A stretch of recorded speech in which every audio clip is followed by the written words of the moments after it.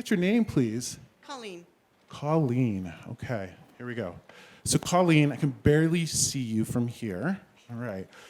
Okay. So the woman that I have around you, and this is funny. The woman that I have around you is very much. The first word that comes to mind is perfectionist. Perfectionist. Very much particular. Very much would have wanted things her way. Very much would have, this is fascinating, very much would have had an idea of how other people should have carried on in their lives.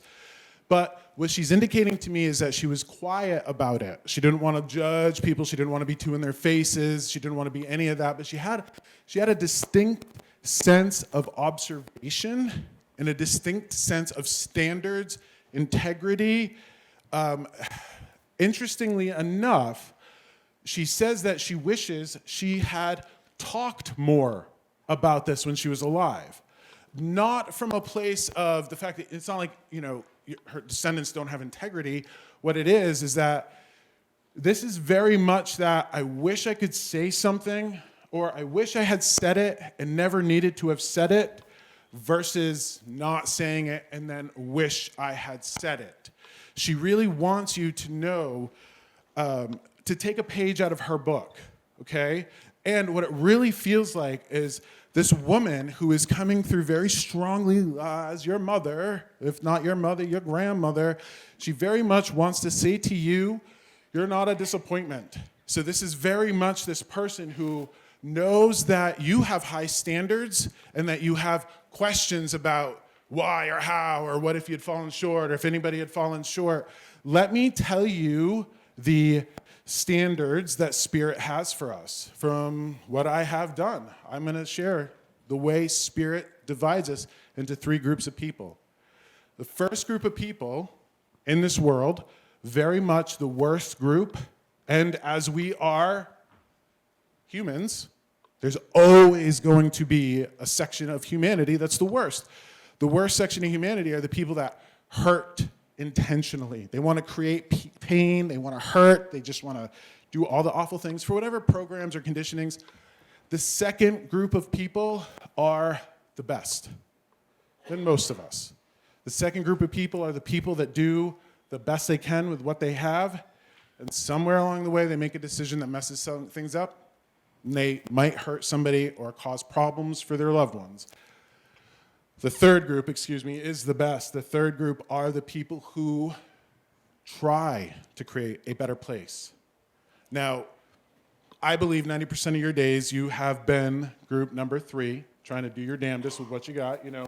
Your darkest days, you did the best you could with the limited amount of experience and wisdom you had at the moment, and you made a decision that might have messed up. But other than that, you need to know that you never hurt anybody. Now, this woman is very, very excited because this feels like you have her picture in your home. Do you? I do. You do, like in a place of honor. Now, can I ask you, this place of honor, do you walk by and you talk to her? Once in a while. Okay. I look up because there's a clock that I gave her. It was a bird clock, and her picture's above the bird clock. So a place of honor Yeah. above the bird clock. All right. So this is interesting because as people would watch her, right? Like people would observe her and watch her. It's like she knew people thought she was like a stuffy fuddy-duddy, but it's funny because she had a spirit. She had like a sense of humor. And what's really interesting is that she would use that to her own advantage. So it's like this old lady who got to be an old lady who then knew that people were thinking that she was slower or not capable, and she was very astute. This is fascinating. She says that in the very same way, you are that way, that people will look at you and assume things of you, assume that you're a certain caliber, a certain astuteness, and she wants you to use that to your advantage, that if anybody is to insult you or treat you like you're stupid, she very much wants you to use that to your advantage so you can just make your life a better place. Okay? Now,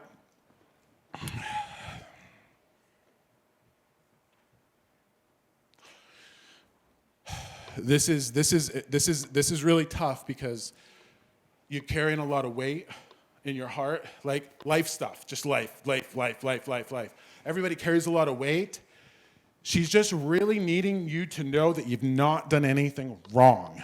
So whatever you've got going on in your life, whatever sort of like turmoil, family member suffering, whatever's going on in your life, I need you to be really fair to yourself and see that you're not the cause of it.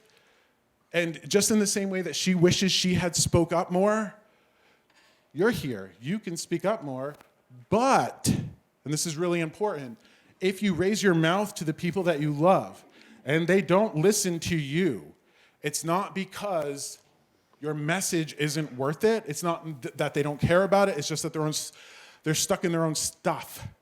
They're leading their own lives. This is really, really important.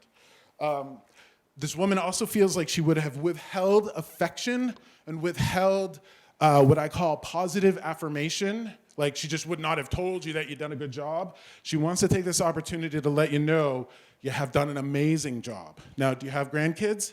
Yes. All right.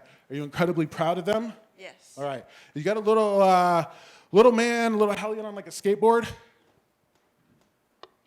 No. Okay. You got any little boys? No. All right. Any tom girls? Tom boys, tom girls? I don't know, was Braley a tom girl? Braley, yeah. All right. My granddaughter. All right. This is just very much like, could you always make sure that that person's wearing their pads? So is this somebody that's like a bike age? No, well, she's bike age, but So this is, again, the way that I receive things could be very literal, could be very figurative. yeah. So if you have a reckless grandchild, I want you to put all the pieces here together for me, right? If you have a reckless little wild crazy grandchild, right? I want you to bring your influence to bear on that person, okay? And I don't want you to feel like you're upsetting them. Now, I very much am grateful that my mother finds it in her to give my son a good here to what for, because he needs that. I could give it to him, his mother could give it to him, all the other people in this world could give it, but I'll tell you, there's no message like that like the one from a grandmother, Yeah. okay? So again, I want you to kind of get out of your own way a little bit in terms of being afraid of upsetting the apple cart. This woman wants you to upset the apple cart in a way that she regrets that she didn't upset her apple cart more. Okay? So here's a really important question that I have to ask you. And this is going to give you a different way for you to see yourself, please. If you had a daughter who was born into your life, born into your birthday, born into your life, went through everything that you've gone through, and in spite of that, turned her life into what you've turned it into, would you be proud of her? Yes. All right. That's where I need you to get for yourself, please. Because we can often, most of us, define ourselves by our worst mistakes. And when really, if we never meant to hurt anybody, what mistakes have we made? Truly. You've never meant to hurt anybody. You should be proud of who you are. You should be proud of your people. You should be proud of your family. And understand that sometimes life can get a little chaotic. That's out of your control. That was nothing that you did. This woman is very much about absolving you from any self-perceived sort of guilt or heartache, especially if you would never want anybody in your position to feel that had they suffered through what you've suffered through. So what I need you to do for me, please, is when you are kinder to yourself, I need you to see that you're being kinder to your mother's daughter. In the same way that I'm kinder to myself, I'm kind to my grandmother's grandson. Okay? So thank you for showing up this evening. Now, interestingly enough, please mind your lower back. Okay? Do you have any lower back stuff? It aches if I bend over just a little bit, because I work like sometimes just bending ever so slightly. But I put the heating pad on it, and that works. Okay. Yeah. Please take care of that. Now, Isaac, if you could please give her a 4-leaf clover charm. Thank you for that.